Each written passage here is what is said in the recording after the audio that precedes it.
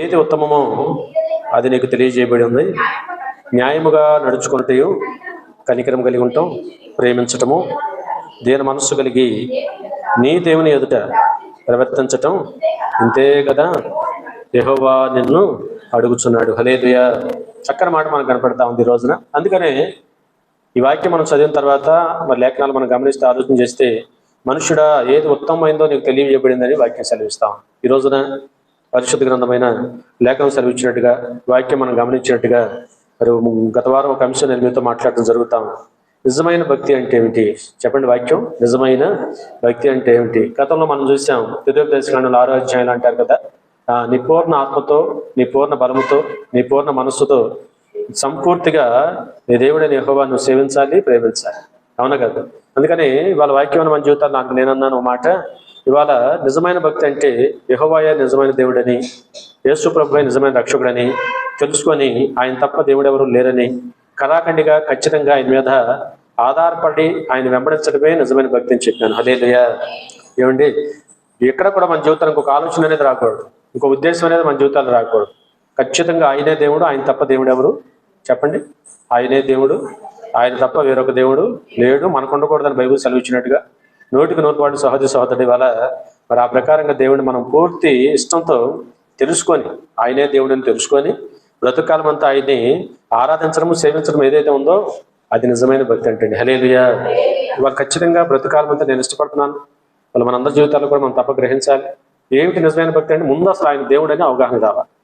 లేఖనాల్లో మనం రోజు మాట్లాడుకుంటున్న వాక్యాల్లో గమనించండి వాక్యం. ఇవాళ చాలా మంది ప్రభు దగ్గరికి వచ్చినప్పుడు ఆయన ఏమడిగాడు? నేను ఎవరని మీరు అనుకుంటున్నారు, నేనేం చేయగలను మీరు అనుకుంటున్నారని ఎదురు ప్రశ్న చేశాడు. నేను ఎవరని మీరు అనుకుంటున్నారు, నేనేం చేయగలను మీరు అనుకుంటున్నారు అన్నప్పుడు వారు నమ్మి దేవుడు అని, దైవ కుమారుడు అని, లేకపోతే వాళ్ళన్న కార్యం మాకు చేసి పెడతామని, స్వస్థపరచగలవని, ఈ కార్యం చేయగలవని నమ్మి ప్రభు నీ దగ్గరికి వచ్చామన్నప్పుడు రైట్, నమ్మారు కదా, నమ్మితే నమ్ము సమస్తము సాధ్యం అన్నట్టుగా. హల్లెలూయా. ఆ ప్రకారంగా చాలా మంది కార్యాలు జరిగాయి. మళ్ళీ చెప్తున్నాను, అందుకని వాళ్ళ నిజమైన భక్తి అంటే ఆయనే దేవుడు అని తెలుసుకోవడం, నిజమైన భక్తి అంటే బ్రతుకాలం అంతా ఆయన ఆరాధించి ఆయన సేవించడం. హల్లెలూయా. ఈ పనులు అది మనం తప్పనిసరిగా మనం చేసేవారు. గతంలో మాట్లాడాను ఇంకా కొన్ని విషయాలు. నిజమైన భక్తి అంటే అర్థం ఏంటంటే దిక్కులేని పిల్లలను, యాకోబు రాసిన పత్రికలో చక్కని మాట ఉంది కదా, నిజమైన భక్తి, నిష్కలంకమైన భక్తి అంటే ఏదనగా, ఒకటి మన దృష్టికి మనమే భక్తి పనులు అనుకోవడానికి వీల్లేదంటే చెప్పండి. యాకోబు పత్రికలో ఉందిగా, మన దృష్టికి మనమే భక్తి పనులని అనుకోవడానికి వీల్లేదు, కానీ నిష్కలంకమైన భక్తి అతనుగానని దేవుడు అక్కడ సమాధానం చెప్తూ అన్నాడు. దిక్కులేని పిల్లలను, ఆ విధవరాండను వారి ఇబ్బందులలో పరామర్శించడమే, ఇహలోక మాలిన్యం మనకు అంటకుండా చూచుకొనటమే నిజమైన భక్తి అంటే. హల్లెలూయా. ఈ విషయాలు కూడా మనం జ్ఞాపకం చూసుకున్నాం. అందుకని వాళ్ళ నిజమైన భక్తి అంటే ఇందా చెప్పినట్టుగా దేవుడు ఎవరో తెలుసుకొని దేవుడిని ఆరాధించడం. నిజమైన భక్తి అనగా కాస్త దిక్కు లేని పిల్లలను, విధవరాండును వారి ఇబ్బందులు కాస్త మనం పరామర్శించి వారికి కాస్త మనం ఏమండి మన వల్ల సహాయం వారికి చేయటం. మూడో అంశము ఇహలోక మాలిన్యం ఏది కూడా మనకు అంటకుండా జాగ్రత్తగా చూసుకోవటం నిజమైన భక్తిలోని లక్షణాలు అంటే. హల్లెలూయా. కాబట్టి ఇవన్నీ కూడా మనం నేర్చుకున్నాం. మూడో అంశం చెప్పాను ఆ రోజున, నిజమైన భక్తి అంటే యెషయా గ్రంథంలో దుర్మార్గులు కట్టిన కట్లను విప్పటం, దుర్మార్గులు కట్టిన కాడిమాను మొక్కులను విప్పటం. ఇవాళ మనం ఏ విధంగా దేవుని యొక్క మహాకృప చేతన విడిపించబడ్డామో మన ముందట వారి ప్రార్థన దేవుని కృప, అవునా కదా? అట్లాగే వాళ్ళు మనం కూడా అంటే నిజమైన భక్తి అంటే మనం తెలుసుకొని ఊరుకోవడమే కాదు, మనం ఆరాధించి ఊరుకోవడమే కాదు, కానీ అనేక మంది దుర్మార్గులు కట్టిన కట్టలు ఎవరైతే బంధించబడి ఉన్నారో వారందరినీ కూడా ఏం చేయాలి?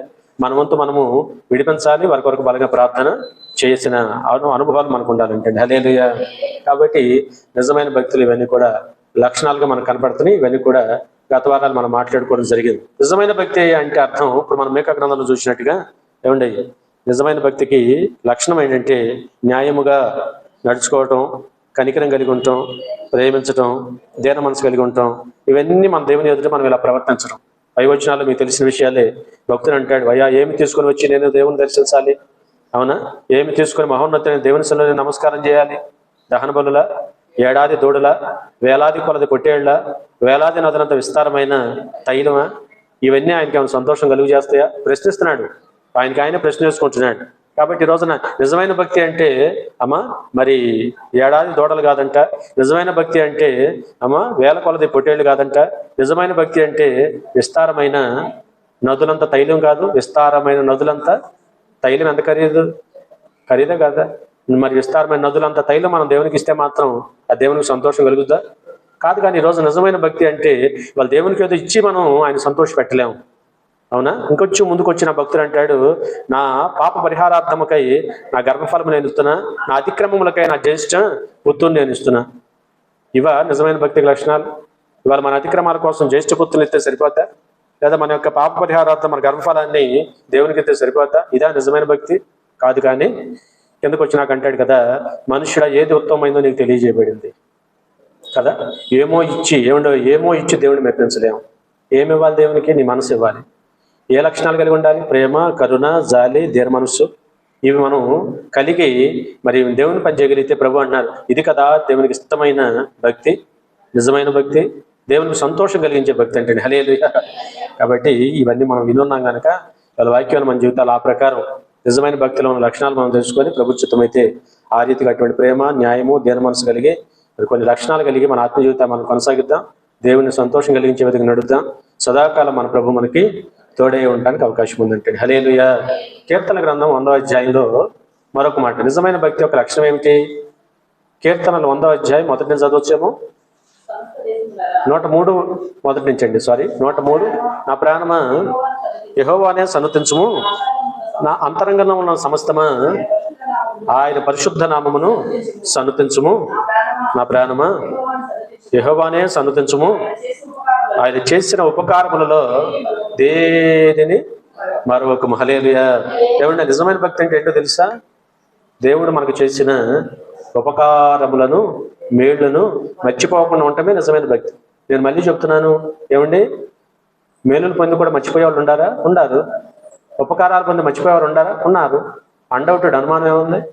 దేవుడు ఎంతో గొప్పవాడని సాక్ష్యం చెప్పిన వారు కూడా, దేవుడు ఇంతకు నిజంగా ఈ రోజున ఆయన మాకు జీవితాలు ఈ కార్యం చేసి ఉండకపోతే ఈ పాటి మేము చచ్చిపోయేవాళ్ళం అని సాక్ష్యం చెప్పిన వాళ్ళు కూడా చేసిన ఉపకారాలు మర్చిపోయిన వారు ఉన్నారు. నిజమైన భక్తి యొక్క ముఖ్య ఉద్దేశం, లక్షణం ఏంటంటే దేవుడు చేసిన మేలులను మరొక జీవితకాలం అంతా జ్ఞాపకం చేసుకోవడమే నిజమైన భక్తి యొక్క ప్రధానమైన లక్ష్యం అంటే ఇది. హల్లెలూయా. అందుకని నేను ఎప్పుడు అంటాను, దావీదు మహారాజు చెప్పినట్టుగా మన జీవితాల్లో కూడా దేవుడు చేసిన ఉపకారాలు అప్పుడప్పుడు కాస్త కొంచెం నెమరేసుకుంటూ ఉండాలి. ఏది మనం మర్చిపోకూడదు. ఈ లోకంలో ఏమండి అన్నిటికన్నా ప్రమాదకరమైన మరుపు కనుక దేవుని కార్యాలు మనం మర్చిపోకూడదు. ఆయన చేసిన ఉపకారాలు మనం మర్చిపోకూడదు. ఆయన చేసిన మేలును మన జీవితాలు ఎంత మాత్రం కూడా మర్చిపోకూడదు. ఒకవేళ మర్చిపోతే నీ భక్తి నిజమైన భక్తి కాదు. అంతేగా వాక్యం. ఆయన చేసిన ఉపకారాలు మనం మర్చిపోతే, ఆయన చేసిన మేలును మనం మర్చిపోతే మనలో నిజమైన భక్తి లక్షణం కాదు. ఈరోజు నిజమైన భక్తి ఉన్నవాడు, నిజమైన భక్తి అనే లక్షణం ఏంటంటే జీవితంలో దేవుడు తనకు చేసిన మేలును ఒకసారి చెప్పి ఊరుపడు కానీ జీవితకాలం అంతా గుర్తుపెట్టుకొని నేను ఉండకపోయినా ఆయన కొరకే అన్నట్టుగా ప్రతి ఉపకారాన్ని కూడా జ్ఞాపకం ఉంచుకునేవాడు, మరొక గుర్తు పెట్టుకునేవాడు నిజమైన భక్తిని చేసేవాడు అంటాడు. హల్లెలూయా. అందుకని దావీదు మహారాజు ఏమన్నాడు? తన ప్రాణంతో గట్టిగా చెప్పుకున్నాడు, నా ప్రాణమా యెహోవా చేసిన ఉపకారములను ఏది కూడా. అందుకని ఇవాళ మనం కూడా అయ్యా నా జీవితంలో కూడా మా జీవితాల్లో కూడా ప్రభా మేము ఏది మర్చిపోకూడదు. అందుకని నేనేమంటానంటే మర్చిపోవటానికి మన గొప్పతనం ఏం కాదు. కానీ నేనేమంటానంటే దేవునికి, వాక్యానికి, సంఘానికి, సహవాసానికి, ప్రార్థనకి దగ్గరగా నీవు ఉంటే ఏ కార్యం మనం మర్చిపో. హల్లెలూయా. ఎప్పుడైతే దేవునికి, వాక్యానికి, సంఘానికి, సహవాసం దూరం అవుతున్నాం అనుకో, గతంలో ఆయన చేసిన ఉపకారాలు కూడా మర్చిపోయే ప్రమాదం ఉంది. లోకం భయంకరం. లోకంలో ఎవరున్నారు? లోకం ఎవరి చేతుల్లో ఉంది? అపో చేతుల్లో ఉంది. అందుకని వాళ్ళ ప్రతి వారం కూడా నిజమైన భక్తి యొక్క ముఖ్య ఉద్దేశం ఏంటంటే ఉపకారాలు మర్చిపోకుండా ఉండాలి. అంటే మనం దేవుని దగ్గరగా, ప్రార్థనకు దగ్గరగా ఉండాలా వద్దా? రైట్. గ్యారెంటీ, అనుమానం ఏముందా అంటూ. హల్లెలూయా. ఈ వాక్యాలు వస్తున్నప్పుడు అప్పుడప్పుడు మనం చక్కగా దేవుని సన్నిధికి వచ్చి దైవ సేవకుల ద్వారా వాక్యాలు మనం వింటున్నప్పుడు వాక్యం మనం గుర్తు చేస్తా ఉంటుంది. పలానా విధంగా నీ దేవుడు నీకు కార్యం చేశాడు కదా, గతంలో పలానా సంవత్సరంలో పలానా విధంగా, పలానా విషయంలో, ఆరోగ్య విషయంలో, ఆత్మీయ పరంగా, బిడ్డల పరంగా, కుటుంబ పరంగా మనకు చేసిన కార్యాలన్నీ కూడా వాక్యం ద్వారా దేవుడు జ్ఞాపకాన్ని తీసుకొస్తాడు. అందుకనే మళ్ళీ చెప్తున్నాను, ఉపకారాలు మర్చిపోకూడదు. నిజమైన భక్తి యొక్క లక్షణం ఉపకారములను మర్చిపోకుండా ఉండటం. హల్లెలూయా. కాబట్టి ఆ ప్రకారం మన జీవితాల్లో కూడా బ్రతుకాలం అంతా మనం ముందుకెళ్లే వరకు ఉందాం. మొదటి దశలోకి రాసిన పత్రిక తెలిసిన విషయాలే. 5వ అధ్యాయం 16వ వచనం చూస్తే నిజమైన భక్తి యొక్క మరొక లక్షణం ఏంటంటే ప్రతి విషయమందును దేవాది దేవునికి కృతజ్ఞతాస్తుతులు. చెప్పండి ఏ విషయంలోనంట? చెప్పండి ఏ విషయంలో? ప్రతి విషయమందు కూడా మన దేవాది దేవునికి కృతజ్ఞతాస్తుతులు చెల్లించడమే నేనేమంటానంటే నిజమైన భక్తి లక్షణం. హల్లెలూయా. క్రైస్తవ జీవితంలో మనం నేర్చుకోవాల్సింది, దేవునికి ఇష్టమైన పని ఏంటంటే ప్రతి విషయం అందు కూడా దేవునికి ఏం చెప్పాలి? మనం చెప్పండి, కృతజ్ఞతాస్తుతులు దేవునికి చెల్లించాలి. సహజంగా కృతజ్ఞతాస్తుతి అనేటప్పుడు గుర్తొచ్చేది ఏంటంటే మేలు జరిగినప్పుడు థ్యాంక్స్, మేలు జరిగినప్పుడు కృతజ్ఞతాస్తుతి చెల్లించడం అలవాటు మనకి. కానీ ఇక్కడ వాక్యం అలా లేదు. మేలుకై అనలా, ప్రతి విషయం అందును క్రైస్తవ జీవితంలో ఒక అనుభవానికి మనం వచ్చిన తర్వాత ఏ స్థితిగతుల్లో కూడా లాభం వచ్చినప్పుడు, మేలు వచ్చినప్పుడు, కార్యం జరిగినప్పుడే కాదు, ఒకవేళ కష్టము నష్టం వచ్చినా కూడా ఏమో ప్రభా నీ చిత్తం, ఈ కష్టం నష్టం ఎదురైందని అప్పుడు కూడా దేవునికి మన కృతజ్ఞతాస్తుతులే చెల్లించబద్దులమై ఉన్నాం. హల్లెలూయా. అందుకని నిజమైన భక్తి యొక్క మరొక లక్షణం ఏంటంటే ప్రతి విషయం ముందు దేవునికి ఏం చెల్లించాలా? ఇప్పుడు భక్తులైన వారు ఆ పని చేశారా లేదా? ఏమండి, చేశారా? లేఖనాలు మనం చూసాం, కృత ఉపకారాలు మర్చిపోయిన వారు ఉన్నారు, మర్చిపోయిన వారు ఉన్నారు. మీకు అర్థమవుతుందా? ఉపకారములను మర్చిపోయిన వారు ఉన్నారు, మర్చిపోక గుర్తు చేసుకొని బ్రతుకాలం అంతా జ్ఞాపకం చేసుకునే వారు ఉన్నారు. లేఖనాలు మీకు తెలుసు. అలాగే కృతజ్ఞతాస్తుతులు చెల్లించిన వారు ఉన్నారు, కృతజ్ఞతాస్తుతులు చెల్లించక అల్పనాలు చూసుకునే వాళ్ళు ఉన్నారు. లేఖనాలు. హల్లెలూయా. 10 మంది బాగుపడితే కృతజ్ఞత చెల్లించింది ఎంతమంది? 10 మంది కుష్ఠరోగులు బాగుపడ్డారుగా. తిరిగి వచ్చింది ఎంతమంది? కృతజ్ఞత చెల్లించింది ఎంతమంది? సాష్టాంగపడింది ఎంతమంది? వాళ్ళ సహోదర యేసు ప్రభు వెంటనే అడిగారా లేదా? మిగతా 90 ఎక్కడా? హల్లెలూయా. చెప్పండి, మిగతా 90 ఎక్కడా? అంటే దేవుడు ఏం కోరుకుంటున్నాడు మన దగ్గర? కృతజ్ఞత కోరుకుంటున్నాడు. కార్యం చేసి మన దగ్గర వేలు ఎకరాలు ఆస్తులు అంతస్తులు వాటాలు అడగట్లేదు, కానీ కృతజ్ఞత కలిగి ఉండమంటున్నాడు యేసు. అవునా కదా? నిజమైన భక్తి యొక్క లక్షణం ఏంటంటే ఏమండి, నిజమైన భక్తి యొక్క లక్షణం కృతజ్ఞత కలిగి ఉండటం. ఏం కలిగి ఉండాలి? అందుకని నేను మొన్న ఈ అంశం మొదలు పెట్టినప్పుడు అప్పుడు ఒక 5-6 పాయింట్లు చెప్పి నేను మళ్ళీ చెప్తాను, ఈ మాటలు బాగున్నాయి అన్నాను కదా. 5-6 పాయింట్లు ఆ రోజు చెప్పి మిగతా విషయం కూడా మాట్లాడతాను. చాలా బాగుంది వాక్యం. కాబట్టి నిజమైన భక్తి లక్షణాలు మనం తెలుసుకొని మనం స్వపరిశ చేసుకొని మరి ఆ ప్రకారం ఉన్నామో లేదో జాగ్రత్త వహించాలన్నమాట. ఎందుకంటే ప్రతిరోజు ప్రతి విషయాన్ని బట్టి అన్ని సమయాల్లో అన్ని విషయాన్ని బట్టి కూడా దేవునికి ఏం చెల్లించాలా? కృతజ్ఞతాస్తుతులు చెల్లించు. ఇలాగ చేయుట యేసు క్రీస్తునందు మీ విషయంలో దేవుని చిత్తం. హల్లెలూయా. ఇప్పుడు చెప్పండి, మీరు కృతజ్ఞత చెల్లించడం అనేది దేవుని చిత్తం. కృతజ్ఞత చెల్లించడం ఎవరి చిత్తం? కాబట్టి ఎవరి యందు? యేసు క్రీస్తునందు. మరి కార్యం చేసింది ఆయనేగా. యేసు వాళ్ళ తండ్రి అయిన దేవుడు అదే చెప్పారు, ఆకాశం అందే కానీ భూమి కింద సర్వలోకంలో కూడా హెచ్చించబడిన నామం ప్రభు అయిన యేసు క్రీస్తు వారి నామం. ఆ నామంలోనే ప్రార్థన చేయమన్నారు. ఆ నామం ఘనమైన నామం అని చెప్పారు. కాబట్టి ఇవాళ మన కోసం ఎంతగానో విజ్ఞాపన చేస్తున్న దేవుడు కనుక ఇవాళ ఒక మేలు మనకు ఆశీర్వాదం వచ్చిందంటే మన ప్రభు ద్వారానే మనకు కలిగిందని గుర్తు చేసుకొని ఆయన ద్వారా తండ్రి అయిన దేవునికి ఏం చెల్లించాలా? కృతజ్ఞతాస్తుతులు చెల్లించడం ప్రతి విశ్వాస జీవితంలో, ప్రతి క్రైస్తవుడి జీవితంలో, ప్రతి వ్యక్తి గలవాడి జీవితంలో దేవుని చిత్తం అంటండి. హల్లెలూయా. అందుకని వాక్యమైన మనందరి జీవితాల్లో కూడా మరి ఎల్లప్పుడూ కృతజ్ఞత చెల్లించే వారిగా ఉందాం. ఒకవేళ ఎక్కడైనా మనం దేవుడికి కృతజ్ఞత చెల్లించలేక మర్చిపోతుంటే క్షమాపణ అడగాలి దేవుడు. రేపు ప్రతి విషయాన్ని బట్టి నేను కృతజ్ఞత చెల్లించి అలవాటు నాకు దయచేయమని దేవుడిని అడగాలి మన జీవితాలు. హల్లెలూయా. అది మంచి పని, మంచి అనుభవం మన జీవితాల్లో. కాబట్టి ఆ రీతిగా మరి మన ఆత్మ జీవితాలు మనం కొనసాగించేవారిగా ఉందాం.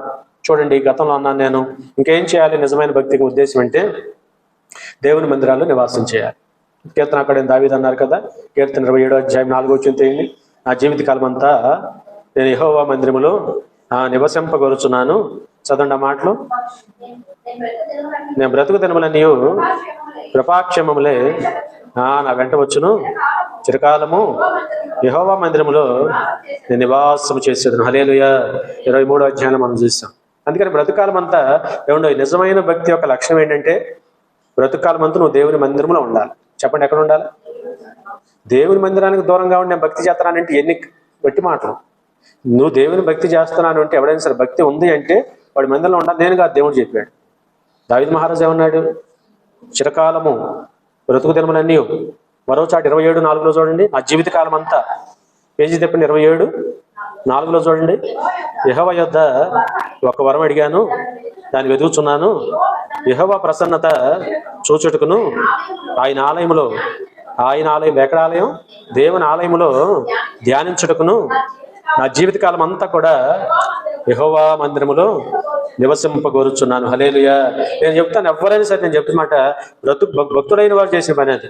దావీదు మహారాజు ఏమంటున్నాడు? నా బ్రతుకు కాలం అంతా అన్నాడు, నా జీవిత కాలం అంతా అన్నాడు. అందుకని మనం కూడా ఏం కోరుకోవాలి? ఈ రోజున మన జీవితకాలం అంతా కూడా మనము కూడా యెహోవా మందిరములో నివాసం చేయాలి. చెప్పండి, ఏం చేయాలి? దేవుని మందిరంలో నివాసం అంటే అదృష్టం కాదు. 84వ కీర్తనలో దేవుని మందిరాన్ని గురించి రాయబడిన మాటలో పిచ్చుకలకు కూడా దేవుని యొక్క బలిపీఠం దగ్గర నివాసం దొరుకుద్దంట. చెప్పండి, దేనికంట? అల్పమైన పిచ్చుకలు ఏమాత్రం విలువ లేని పిచ్చుకలకు కూడా దేవుని యొక్క బలిపీఠం దగ్గర నివాసం దొరుకుతుందండి. హల్లెలూయా. దేవుని దగ్గర నివాసం దొరకడం ఎంత అదృష్టం తెలుసా? నేను వాళ్ళని ఎంత సంతోషపడతానంటే, నేను అందుకని ప్రసంగాలు ఖచ్చితంగా చెప్తాను, నువ్వు ఎవరివైనా పర్లేదు, ముందు దేవుని దగ్గర రా, దేవునితో సహవాసం చేయి. ఎక్కడ రావాలా? ఎవరితో సహవాసం చేయాలా? నువ్వు ఏమన్నా చెప్పు, నేనంటే అంతవరకే. దేవుని వాక్యాన్ని సరిపోం. దేవుని వాక్యానికి ఎప్పుడు సరిపోతాం? దేవుడు చెప్పినట్టు మనం వింటే సరిపోతాం. దేవుడు ఏం చెప్తున్నాడు? నాతో సహవాసం చేయమంటున్నాడు, నన్ను నమ్మమంటున్నాడు, నేనే దేవుడిని తెలుసుకోమంటున్నాడు, నన్ను ఆరాధించమంటున్నాడు. నన్ను ఆరాధించండి. ఎంత ప్రైడ్గా ఉందన్నమాట, ప్రౌడ్గా లేదన్నమాట, గొప్పగా లేదన్నమాట. నన్ను ఆరాధించండి. ఆయన ఆరాధించామని ఆయన చూస్తా ఊరుకుంటాడు, గొప్ప చేస్తాడు ఆయన. హల్లెలూయా. దేవుడిని ఆరాధించడం మన పని అయితే, మన గొప్ప చేయటం ఎవరి పని? రైట్. అందుకని వాళ్ళ నిజమైన వ్యక్తి యొక్క లక్షణం ఏంటంటే, దేవుని మందిరాల్లో నువ్వు నివాసం చేయాల్సిందే. ఏ పనన్నా ఉన్నాయి పక్కన పడే, ఆదివారం ఆరాధన చేయాలా, వారానికి ఒకరోజు ఉపవాస ప్రార్థనలో పాల్గొనాలి. తతిమ కూటాలు ఇష్టం అని చెప్పాను నేను ఛాన్స్.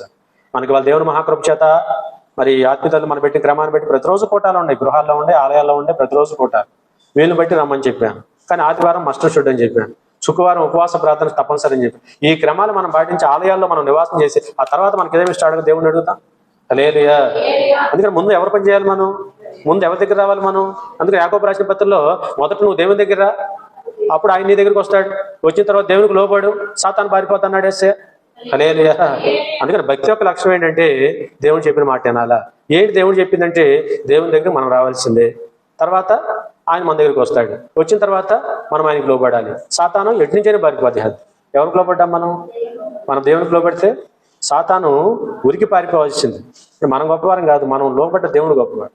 మనం ఎవరికి లోబడ్డామో ఆ సర్వశక్తి మన దేవుడు గొప్పవాడు కనుక ఆయన చాటుకు మనం వచ్చాం కనుక మన జోలికి రావడానికి అవకాశం ఉంది. హల్లెలూయా. నేనైతే గ్యారంటీగా నమ్ముతాను. అందుకని ఎవరికి చెప్పినా, ఎప్పుడు చెప్పినా, ఎన్ని ప్రసంగాలు చెప్పినా నేను చెప్పేది, కోరుకునేది ఒకటి ఏంటంటే, మీరు దేవుని దగ్గర రండి, దేవుడు చూసుకుంటాడు అంటాను. ఎక్కడికి రావాలి మనం? ఎవడైనా సరే ఎక్కడికి రావాల్సిందే? దేవుని పాదపీఠం దగ్గరికి వచ్చి దేవుని బలిపీఠాల మీద ప్రార్థన చేసుకోండి, ఆయనే చూసుకుంటాడు. నేను గొప్ప కాదు, దేవుడు గొప్పవాడు, వాక్యం గొప్పది, ఆయన బలిపీఠం, ఆయన ఆలయం గొప్పది. భక్తుడైన దావీదు అంతటివాడు కూడా ఏమన్నాడు?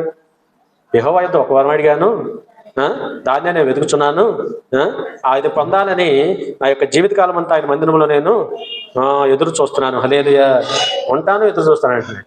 కాబట్టి అలా వాక్యం అంటే మన అందరి జీవితాల్లో కూడా ఈ మాటలు ఆధారం చేసుకొని దేవుని మందిరాల్లో ఉండండి, తప్పక దేవుడు మనకి తోడే ఉండడానికి అవకాశం కనపెడతాం. కాబట్టి మరో మాట చూడండి, చక్కని మాట. యోబు గ్రంథం 1వ అధ్యాయం 5వ వచనం. నిజమైన భక్తి యొక్క లక్షణం ఏంటంటే, యోబు గ్రంథం 1వ అధ్యాయం 5వ వచనం తీయాలి చకచక. వారి విందు దినములు పూర్తి కాగా యోబు తన కుమారులు చేసి దూషించరేమో. ఎక్కడన్నా పైకి ఎక్కడ చేయట్లా. ఇప్పుడు ఏబు లాంటి ప్రార్థనాపరుడు, ఏబు లాంటి నీతిమంతుడు, ఏబు లాంటి యథార్థవంతుడి యొక్క పిల్లలు దేవుని దూషించే వరకు ఎందుకుంటారు? అసలు ఉండరు. ఎప్పుడు పైకి ఎక్కడ దూషించరా. ఒకవేళ మనసులో కూడా ఎక్కడన్నా ఉన్నారేమో. అసలు ఎంత గొప్ప భక్తి అండి ఏబుది. ఏబు లాంటిది ఇందా చెప్పినట్ట, ఏబు అంత నీతిమంతుడు ప్రార్థనాపడు, తన పిల్లలు కూడా ప్రార్థనలను భక్తులను పెంచాడు ఆయన. అసలు ఎక్కడ పైకి ద్వేషించడం లేదు.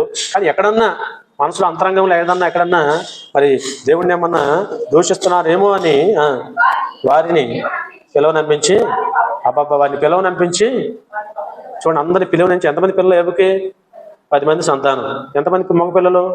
7 మగ పిల్లలు, 3 ఆడపిల్లలు. ఒక్కొక్కరిని పిలువనంపించి వారిని పవిత్రపరిచి అరుణోదయమున లేచి వారిలో ఒక్కొక్కరి నిమిత్తమై దేవునికి దహన బలి అర్పించుచు వచ్చిన యోబు నిత్యము అలాగే చేయుచుంది. హల్లెలూయా. ఇప్పుడు చెప్పాలి, నిజమైన భక్తి యొక్క లక్ష్యం ఏంటంటే, మన కొరకు, మన కుటుంబంలో ఉన్న ప్రతి ఒక్కరి కొరకు దేవుని ఎదుట బలు అర్పిస్తాడు. ఒప్పుకోలు బలి. ఏం బలి ఇది? ఒప్పుకోలు బలి అర్పిస్తూ దేవునికి మనం ఏం చేయాలి? ప్రార్థన చేయాలంటే. హల్లెలూయా. ఆ ప్రకారంగా ఒకవేళ ఎక్కడా ప్రభా మనం కానీ మా కుటుంబం కానీ అట్లాంటి పరిస్థితిలో పడిపోకూడదని దేవునికి ఒప్పుకోలు ప్రార్థన మనం చేయగలిగితే, ఆ బలి మనం అర్పించగలిగితే, అది నిజమైన భక్తి యొక్క గొప్ప లక్ష్యం అంటే. హల్లెలూయా. అందుకే నేను చాలాసార్లు మీతో అన్నాను, యోబు అనగానే మంచి తండ్రి, ప్రార్థన పడే తండ్రి. ఇంకో మాట నేను అన్నాను, వాళ్ళ యోబులాగా మనం కూడా మా పిల్లల కోసం పేరున ప్రార్థన చేయాలని చెప్పాను. పేరున ఎవరి కోసం? మన పిల్లల కోసం పేరుని బట్టి ఉదయకాలమని ఎప్పుడు లేవాలా? అరుణోదయం అన్నాడు అక్కడ భక్తుడు. అరుణోదయమునే లేచి, పెద్దరకాడే లేచి మన కొరకే కాదు, మన పిల్లల కొరకు కూడా పేరున దేవునికి ప్రార్థన చేయటం అనేది ఏదైతే ఉందో అది నిజమైన భక్తి లక్ష్యం అంటాడు. హల్లెలూయా. కాబట్టి ఆ ప్రకారం మనం కూడా ముందుకెళ్దాం. అలాగే దానియేలు ప్రార్థన మీకు తెలుసు కదా, ఎన్ని ఆటంకాల అభ్యంతరాలు వచ్చినా, ఎన్ని శాసనాలు వచ్చినా జనాన్ని ముమ్మారు ప్రార్థన చేయడం మానుకోలేదు కదా. అందుకని ప్రార్థన చేయడం క్రైస్తవుడి యొక్క నిజమైన భక్తి లక్షణం. కొంతమంది భక్తులు ఉంటారు సార్, అవునా, ప్రార్థనే చేయని భక్తులు. నేను అంటాను, ఆలయానికి వస్తారు, మరి వచ్చి ఏదో అలవాటుగా వచ్చేసి కాలక్షేపంగా వచ్చేసి వెళ్ళిపోయేవారు. దేవుని ఎదుట ఇంట్లో కానీ సంఘంలో కానీ ఎక్కడ కానీ మోకరించి ప్రార్థన చేసుకుని క్రైస్తవులు ఉన్నారా అంటే ఉన్నారు. ఈరోజు కొంతమంది మోకరించకుండా ప్రభు ఏమన్నారు, ప్రతి మోకాలు ఆయన ఎదుట ప్రతి నాలుగు తప్పక దేవుణ్ణి స్తుతించాలని ఖచ్చితంగా వాక్యం చదివిస్తుంటే ప్రార్థన చేయని భక్తులు కూడా ఉండాలి. ఇక నేనంటాను, దేవుడు అడుగుతాడు, లెక్క అడుగుతాడు. అడగడ దినాన్ని ముమ్మారు మరి బొచ్చులు లోపలేస్తున్నప్పుడు దినాన్ని ముమ్మారు కనీసం ప్రార్థన చేయాలా వద్దా? హల్లెలూయా. మరి కడుపాకలు తెచ్చిన వారు ఆత్మాకలు తెచ్చాలా వద్దా? ఆత్మాకలు దేనితో తెలియదు, ప్రార్థన చేసుకుంటారు. ప్రార్థన అంటే ఏమిటి? దేవునితో మాట్లాడాలా వద్దా? మన కోసం ఆయన ఎదురు చూస్తాడా లేదా? హల్లెలూయా. అందుకని ప్రార్థన చేయాలి. ఎవరి కోసం? నీ కోసం నువ్వు చేయి, మరి బిడ్డల కోసం చేయి, మరి దానిలాగా దేశం కోసం చేయాలా వద్దా? కొన్నేళ్ళలాగా ఇంటి వారందరూ కలిపి కూర్చొని ప్రార్థన చేయి. ఎట్టానా చేయను ప్రార్థన. ప్రార్థన అనేది క్రైస్తవ జీవితంలో నిజమైన భక్తికి మంచి లక్షణం అంటండి. హల్లెలూయా. ఇవాళ చాలా మంది కొంతమంది చూస్తున్నారు, విచిత్రంగా ఉంటాయి వాళ్ళ మాటలు. మేము భక్తి పనులు అంటారు, ఆలయానికి వెళ్ళిన భక్తి పనులు. మేము భక్తి పనులు అంటారు, ఏనాడు మోకాలు వేసి దేవుని ఎదుట ప్రార్థన చేయని భక్తి పనులు. ఇదేం ప్రార్థన? ఇదేం భక్తి? ప్రార్థన చేయకుండా నేను భక్తి పనులు అంటే నువ్వు అనుకుంటాడు సరిపోద్ది. దేవాలయానికి వెళ్ళకుండా నేను భక్తి పనులు నువ్వు అనుకుంటాడు సరిపోద్ది.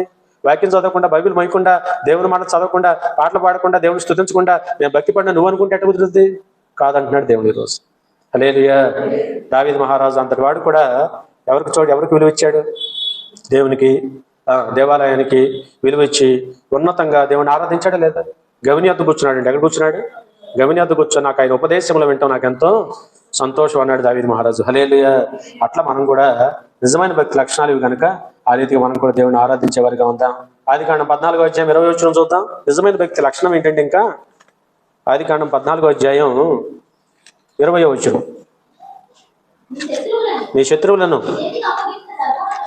సర్వోన్నతుడకు దేవుడు స్తుతించబడును గాక అని చెప్పాను. అప్పుడు అతడు అన్నిటిలోనూ ఇతనికి 10వ వంతు ఇచ్చాడు. హల్లెలూయా. ఇతనెవరు ఏం చేశారు? అతనెవరంటే అబ్రహాం. ఇతనెవరంటే పైన అక్కడ వాక్యం ఉంది కదా, చూసినప్పుడేమో మెల్కీసెదెకు, మరి ఆ యాజకత్వం. కాబట్టి అన్నిట్లో కూడా ఏమిచ్చాడు? హల్లెలూయా. దేవుని బిడ్డలో కష్టపడి ఉద్యోగం, వ్యాపారం, కూలో నాలో చేసి మన పని దీవించబడాలని దేవునికి ప్రార్థన చేయాలా. వచ్చిన దాంట్లో ఖచ్చితంగా 10 రూపాయలు తీసి అవతల పెట్టి దేవునికి 10వ వంతు చెల్లించాలి. హల్లెలూయా. నిజమైన భక్తి లక్షణం ఏంటండి? ఏంటిది నిజమైన భక్తి యొక్క లక్షణం? ఏమీ లేదు. ఇదిగో ఆ తీయటం అలవాటు చేసుకుంటే ఏం చేయటం చెప్పండి? ఏం చేయటం? దశమ భాగం ఏదో ఉందో, 10వ వంతు ఏదైతే ఉందో మన కష్టాజీతం తీసి దేవుని కొరకని ప్రత్యేకంగా మరి పక్కన పెడతాం. ఏదైతే మనం నేర్చుకున్నామో, మనము ఏ స్థితిలో కూడా, ఎంత లేమిలో కూడా, ఇవాళ 100 రూపాయలు సంపాదించాం, తీసే 10 రూపాయలు, 90 రూపాయలు వాడుకు 10 రూపాయలు చేసి నిర్దాక్షిణ్యంగా దేవుడే చూసుకుంటాడు. అట్టి మనసు కలిగి అంటే 10వ వంతు మనము చెల్లించడం ఏదైతే ఉందో అది నిజమైన భక్తి యొక్క లక్షణం అంటండి. హల్లెలూయా. నిజమైన భక్తి అంటే ఏమిటి?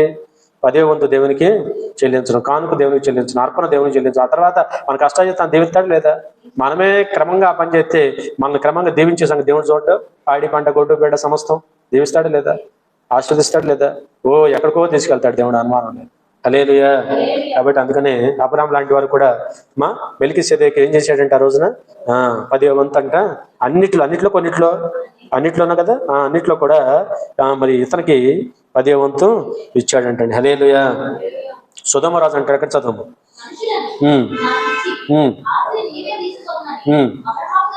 చెప్పగా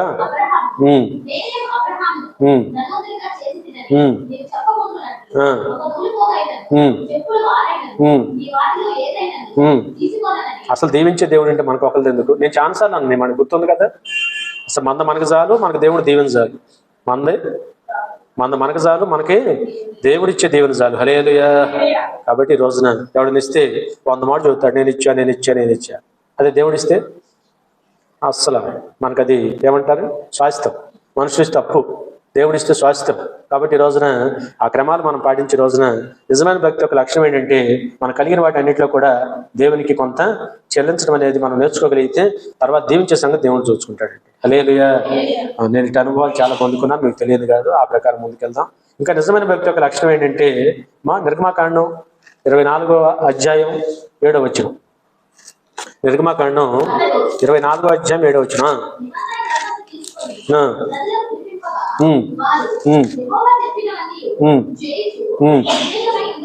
యెహోవా చెప్పినవన్నీ, చెప్పండి, యెహోవా చెప్పినవన్నీ చేయొచ్చు విధేయులు మేము ఉంటామని. హల్లెలూయా.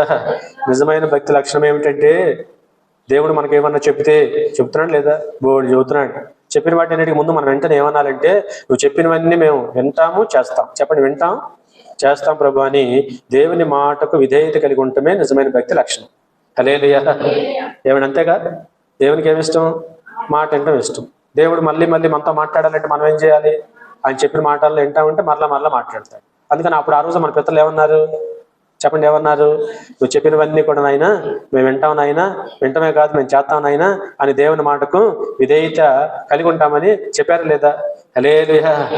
పొద్దున్న స్కూళ్ళలో అట్లా చదువుతారు కదా, భారతదేశం నా మాతృభూమి, భారత లేదా నా సోదరులు. అవును, పాట అప్పు చదువుతారు లేదా? మనం కూడా దేవుని ప్రమాణం చేయాలి. ఏమని ప్రమాణం?